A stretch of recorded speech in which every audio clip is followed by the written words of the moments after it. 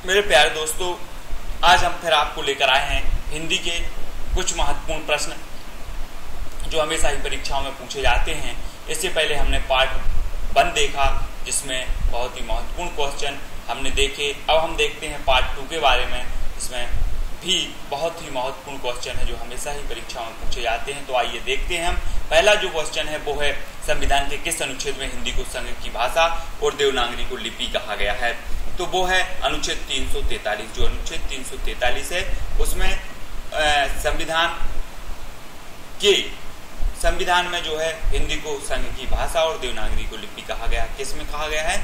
वो है अनुच्छेद 343 अनुच्छेद 343। संविधान के किस सूची में भाषा को सम्मिलित किया गया है? अनुच्छेद की किस सूची में? देखो 12 सूचियां हैं और लगभग 444 जो है अनुच्छेद हैं संविधान में, और 22 भाग जो हैं संविधान में लगभग हैं। तो संविधान की किस अनुसूची में जो है भाषा को सम्मिलित किया गया है? तो वो किया गया है 8वीं अनुसूची में। जो 8वीं अनुसूची है उसमें जो है संविधान की अपनी जो भाषा है अपनी जो राष्ट्रभाषा है उसको सम्मिलित किया गया है 8वीं अनुसूची में। नेक्स्ट क्वेश्चन हम देखें तो वो है, 8वीं अनुसूची में कितनी भाषाओं को शामिल किया गया है? जो 8वीं अनुसूची है उसमें हमारे देश की 22 भाषाओं को जो विभिन्न प्रदेशों में बोली जाती हैं उनको शामिल किया गया है। 8वीं अनुसूची में कितनी भाषाओं को शामिल किया गया है? तो वो किया गया है 22 भाषाओं को। 22 भाषाओं को जो है शामिल किया गया है साहब। तो भाषा जो है, भाषा 2 शब्द हैं। 2 भाषा कितने शब्द हैं? 2 शब्द हैं साहब। भाषा 2 और 2, तो 22 भाषाओं 2 और 2 मिलकर कितने हो जाते हैं? 22 हो जाते हैं। तो 22 भाषाओं को क्या है 8वीं अनुसूची में क्या किया गया है? शामिल किया गया है। नेक्स्ट है, जनसंख्या की दृष्टि से सर्वाधिक बोली जाने वाली भाषाओं में हिंदी का कौन सा स्थान है? तो वो है साहब तीसरा स्थान। भारत में हिंदी का प्रथम स्थान है, जबकि विश्व में जो भाषाएं बोली जाती हैं उनमें हमारी हिंदी भाषा का तीसरा स्थान है साहब। कितना स्थान है? तीसरा स्थान है हिंदी भाषा का। हिंदी अगर हम लिखें तो कौन सा कितने शब्द आते हैं? वो आते हैं 3। 1 2 3 शब्द आते हैं साहब। तो 3 शब्द हैं, हा, ना और दा। 3 शब्द हैं। तो हमारा जो है विश्व में कौन सा स्थान है? तीसरा स्थान है। जो हमारी हिंदी भाषा है उसकी बोलवे वाले जो हैं तीसरे स्थान पर आते हैं साहब। तीसरे स्थान हिंदी भाषा का है विश्व में। अब नेक्स्ट क्वेश्चन देखें कि राजभाषा आयोग के प्रथम अध्यक्ष कौन थे? जो राजभाषा आयोग था उसके प्रथम अध्यक्ष कौन थे? तो वो थे साहब बाल गंगाधर खरे। जो बाल गंगाधर खरे थे वो राजभाषा आयोग के प्रथम अध्यक्ष थे, बाल गंगाधर खरे। राजभाषा आयोग के प्रथम अध्यक्ष कौन थे? बाल गंगाधर खरे। विभिन्न परीक्षाओं में पूछा गया है ये क्वेश्चन, अच्छे से पढ़ना है।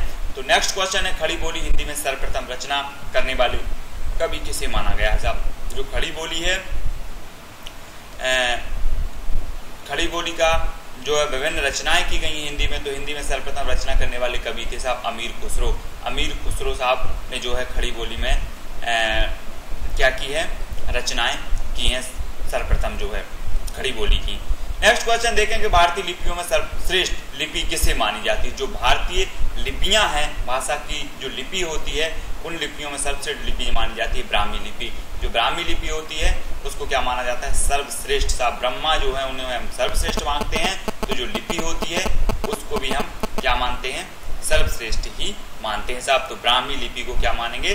सर्वश्रेष्ठ लिपि है साहब। हिंदी के उद्भव का सही क्रम क्या है? हिंदी के उद्भव का सही क्रम क्या है? तो वो है सबसे पहले पाली, प्राकृत, अपभ्रंश और अवहट्ट, फिर उसके बाद क्या है? हिंदी साहब। तो सबसे पहले पाली आई, फिर प्राकृत आई, अपभ्रंश आई और अवहट्ट के बाद जो है हिंदी आई साहब। पाली में जो है बौद्ध ग्रंथ मिलते हैं, फिर प्राकृत में जैन आदि ग्रंथ भी मिलते हैं, और उसके बाद अपभ्रंश भाषा का भी विकास हुआ, और उसका अपभ्रंश का जो एक विकसित रूप था वो था अवहट्ट, और फिर उसका एक सुनिश्चित रूप जो हमारे सामने आया वो था हिंदी।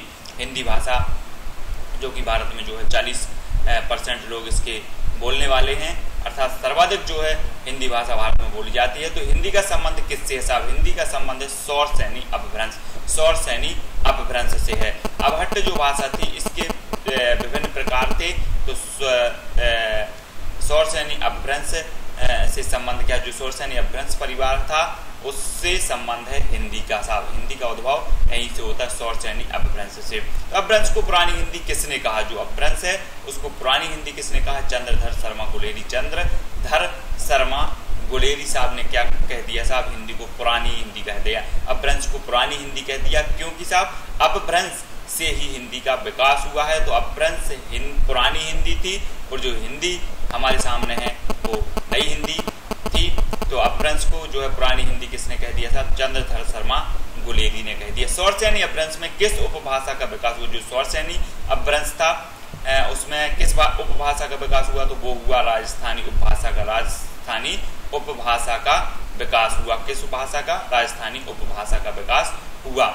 साहित्यिक अपभ्रंश को पुरानी हिंदी किसने कहा, जो साहित्यिक अपभ्रंश भाषा थी जिसमें साहित्य लिखा गया है, अपभ्रंश में जो साहित्य लिखा गया है वो साहित्यिक भाषा थी, तो साहित्यिक अपभ्रंश को पुरानी हिंदी किसने कहा था, वो कहा था आचार्य रामचंद्र शुक्ल ने। आचार्य रामचंद्र शुक्ल साहब ने क्या कह दिया साहब, अब साहित्यिक अपभ्रंश को पुरानी हिंदी कह दिया। तो खड़ी बोली हिंदी में सर्वप्रथम रचना करने वाले कवि किसे माना जाता है, जो खड़ी बोली में जो है हमने पढ़ा, पहले भी पढ़ा ये क्वेश्चन कि खड़ी बोली में सर्वप्रथम रचना करने वाले कवि थे, तो वो थे साहब अमीर खुसरो साहब, अमीर खुसरो। नेक्स्ट क्वेश्चन है, चंद्रधर शर्मा गुलेरी ने किसको पुरानी हिंदी का प्रथम कवि माना है, पुरानी हिंदी का प्रथम कवि माना है, तो वो माना है राजा मुंज को। राजा जो मुंज थे उनको पुरानी हिंदी का प्रथम कवि माना है। किसने माना है, चंद्रधर शर्मा गुलेरी साहब ने। चंद्रधर शर्मा गुलेरी ने राजा मुंज को क्या कहा साहब, पुरानी हिंदी का प्रथम कवि कहा। खड़ी बोली का प्रयोग सबसे पहले किस किताब में हुआ, जो खड़ी बोली होती है, जो खड़ी बोली का प्रयोग जो है सबसे पहले किस किताब में हुआ, तो वो हुआ प्रेम सागर में। प्रेम सागर जो है लल्लूलाल जी की एक रचना है प्रेम सागर, तो प्रेम सागर में खड़ी बोली का सर्वप्रथम प्रयोग माना जाता है साहब। नेक्स्ट क्वेश्चन देखें कि ब्रज भाषा किस अपभ्रंश से विकसित हुई है, जो ब्रज भाषा है वो हुई है सौरसैनी अपभ्रंश से। सौरसैनी अपभ्रंश से साहब मागधी का भी उदय होता है, तो ब्रज भाषा का भी विकास हुआ, तो वो किस से हुआ है, तो वो हुआ है सौरसैनी से। सौरसैनी अपभ्रंश से ब्रज भाषा का विकास हुआ। हमेशा ही क्वेश्चन में पेपर में पूछा जाता है साहब कि ब्रज भाषा का किस अपभ्रंश से इसका विकास हुआ, और राजस्थानी जो उपभाषा है उसका विकास किससे हुआ, मागधी कौन से परिवार की भाषा है, तो इस प्रकार से क्वेश्चन बनते हैं। और पश्चिमी हिंदी की सबसे प्रमुख बोली कौन सी है, पश्चिमी हिंदी, पूर्वी हिंदी, इससे भी क्वेश्चन बनते हैं। तो पश्चिमी हिंदी की सबसे प्रमुख बोली है वो है ब्रज भाषा। जो पश्चिमी हिंदी है उसकी सर्वप्रथम जो बोली है वो है ब्रज भाषा साहब। एक पूर्वी हिंदी परिवार है और एक पश्चिमी हिंदी परिवार, इनकी अलग अलग उपभाषाएं हैं जिनका विकास हुआ है। तो ब्रज भाषा कौन सी है, पश्चिमी हिंदी की सबसे प्रमुख जो है बोली मानी जाती है। अच्छे से याद करें, पश्चिमी हिंदी किस अपभ्रंश से विकसित हुई है, तो पश्चिमी हिंदी सौरसैनी अपभ्रंश से विकसित हुई है। पश्चिमी हिंदी जो है वो सौरसैनी अपभ्रंश से विकसित हुई है, सौरसैनी।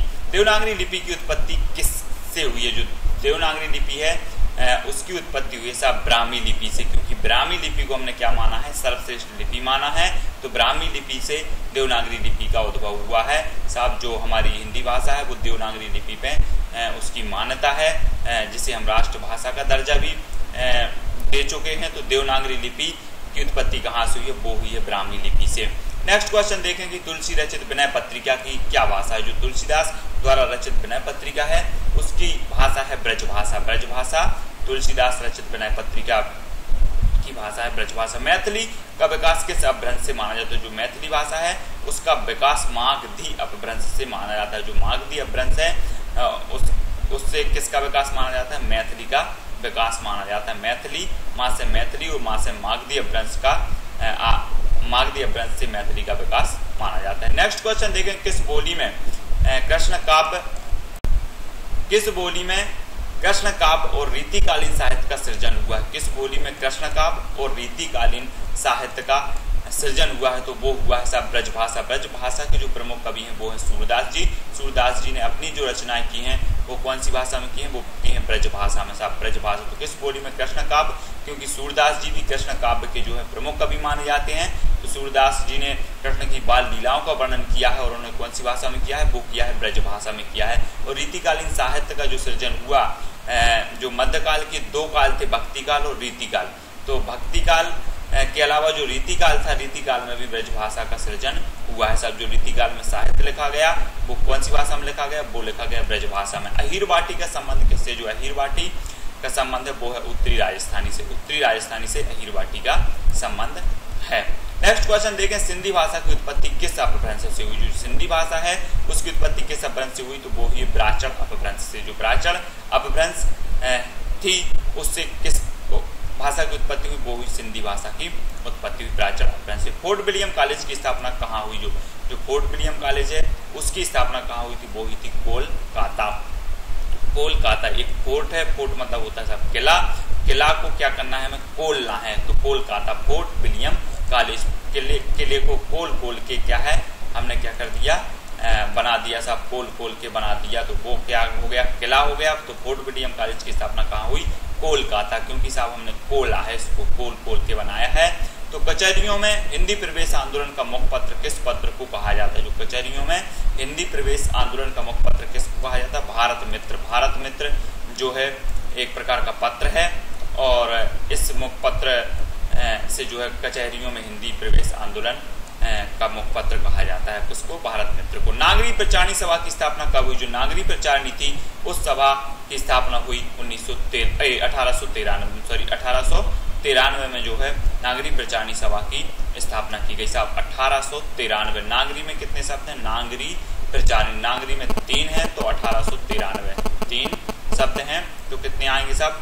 1893 ही आएंगे साहब। तो 1893 में क्या हुई? नागरी प्रचारणी सभा की स्थापना हुई। नेक्स्ट देखें, नागरी प्रचारणी सभा के संस्थापकों में कौन शामिल थे? जो नागरी प्रचारणी सभा के संस्थापक थे उनमें शामिल थे साहब शिव कुमार सेन, बाबू श्याम सुंदर दास। शिव कुमार सेन और बाबू श्याम सुंदर दास शामिल थे साहब इनके संस्थापकों में। रामचरितमानस किस भाषा में लिखी गई? जो रामचरितमानस है वो किस भाषा में लिखी गई है? वो लिखी गई है साहब अवधी में। जो तुलसीदास जी ने रामचरितमानस की रचना की है वह किस भाषा में लिखी गई? वो लिखी गई अवधी भाषा में। अवधी भाषा में लिखी गई सब रामचरितमानस।